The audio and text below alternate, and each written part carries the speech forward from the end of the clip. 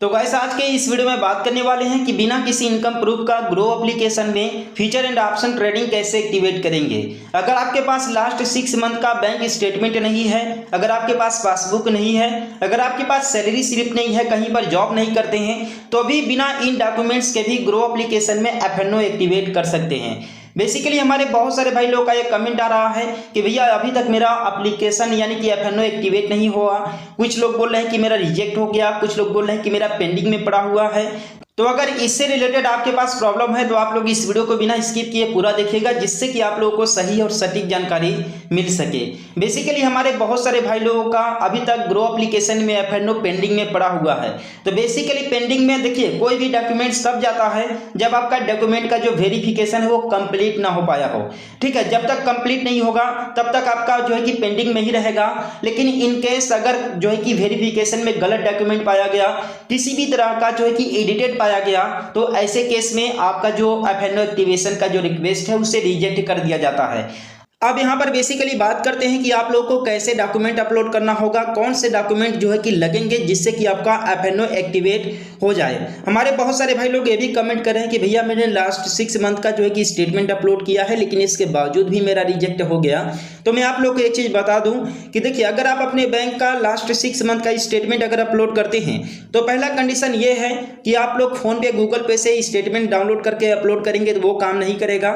Second thing कि अगर आप लास्ट 6 मंथ का स्टेटमेंट अपलोड करते हैं तो आपके खाते में लास्ट 6 मंथ में एटलीस्ट 50,000 से लेकर के 1-1.5 लाख रुपए तक का ट्रांजेक्शन होने चाहिए। अगर आप 50,000 से ज़्यादा का ट्रांजेक्शन लास्ट 6 मंथ में शो नहीं कर पा रहे हो तो ऐसे केस में आपका जो रिक्वेस्ट है रिजेक्ट कर दिया जाएगा और आपका एफएनओ एक्टिवेट नहीं हो पाएगा। तो आप लोग इस चीज़ का ख्याल। सेकेंड चीज़ कि हमारे बहुत सारे भाई लोग जो है कि एडिटेड या फिर क्रॉप किया हुआ या फिर पीडीएफ में कुछ एडिट किया हुआ मिनी स्टेटमेंट अपलोड कर रहे हैं। तो मैं आप लोग को बता दूं कि अगर आपने किसी भी तरह का छेड़छाड़ किया है, किसी भी तरह का छेड़खानी किया है अगर अपने बैंक स्टेटमेंट में, तो आपका काम नहीं करेगा। जबकि कुछ लोग ये बोलते हैं कि भैया मैंने जो है कि लास्ट 3 मंथ का स्टेटमेंट अपलोड किया है, उससे पहले मेरे अकाउंट में किसी भी तरह का ट्रांजैक्शन नहीं हुआ है। तो ऐसे केस में बता दें कि आपको लास्ट 6 मंथ का जो है कि स्टेटमेंट में दिखाना पड़ेगा। भले ही आपका पहले कोई ट्रांजैक्शन न हुआ हो, लेकिन स्टेटमेंट का जो डेट है वो 6 मंथ का जो है कि डिफरेंस करना चाहिए, तभी आपका वो काम करेगा, नहीं तो रिजेक्ट हो जाएगा। तो इस चीज़ का आप लोग ख्याल रखें। अब थर्ड चीज़ बात करते हैं कि बिना किसी डॉक्यूमेंट का कैसे आप लोग एफएनओ एक्टिवेट करेंगे। अब देखिए ऐसा तो बिल्कुल नहीं है कि आपको किसी भी तरह का डॉक्यूमेंट नहीं लगाना पड़ेगा। बेसिकली अगर आपके पास बैंक स्टेटमेंट नहीं है, अगर आपके पास सैलरी स्लिप नहीं है, अगर आपके पास आईटीआर नहीं है, अगर आपके पास पासबुक नहीं है, तो ऐसे केस में आपको जो है कि डीपी स्टेटमेंट आप लोग को अपलोड करना पड़ेगा। अब देखिए डीपी स्टेटमेंट ये क्या होता है, तो इसके बारे में मैंने आप लोग को ऑलरेडी बता रखा है। ठीक है, लेकिन कुछ भाई लोग का ये कमेंट आ रहा है कि मैंने 5,000 रुपये का जो है कि यहाँ पर होल्डिंग्स ली हुई है, तो ये बताइए कि इसके स्टेटमेंट से मेरा काम हो जाएगा कि नहीं। तो यहाँ पर मैं आपको बता दूं कि देखिए यहाँ पर ऑफिशियली ग्रुप की तरफ से ये है कि आप लोग को कम से कम 10,000 रुपये का होल्डिंग्स अपने पास रखना पड़ेगा, और किसी एक कंपनी का, पर्टिकुलर कंपनी का नहीं, आपके पास 2-3 कंपनियों का मिला करके 10,000 रुपये का होल्डिंग्स रखना पड़ेगा। इसके बाद जो है कि कम से कम 2-4 कंपनियों का शेयर बाई और सेल कर लीजिए, यानी कि कुल मिलाकर के 8-10 ट्रांजेक्शन्स कर लीजिए। इसके बाद आप लोग का ग्रो एप्लीकेशन में जो डीमेट रिपोर्ट अपलोड करेंगे तो वो काम करेगा।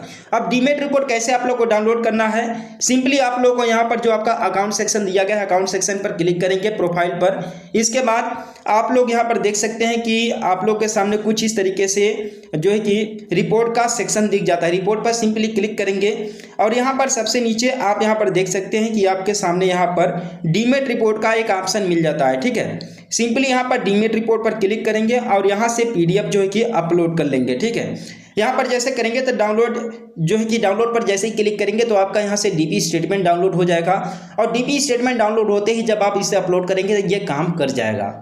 अब बेसिकली हमारे कुछ भाई लोग का ये कमेंट आ रहा है कि भैया ओटीपी नहीं आ रहा है, मेरा रिजेक्ट हो जा रहा है, पेंडिंग में हो जा रहा है। तो पेंडिंग में क्यों है ये तो मैंने आप लोग को बता ही दिया, लेकिन अगर आप ओटीपी नहीं आ रहा है इस केस में तो आप लोग मोबाइल नंबर अपडेट कर लीजिए, या फिर रिचार्ज वगैरह कंप्लीट कर लीजिए, या फिर कुछ समय के बाद कीजिए। मोबाइल नंबर पर ओटीपी ना आने का कोई कारण ही अभी तक मेंशन नहीं हुआ है ग्रो एप्लीकेशन में।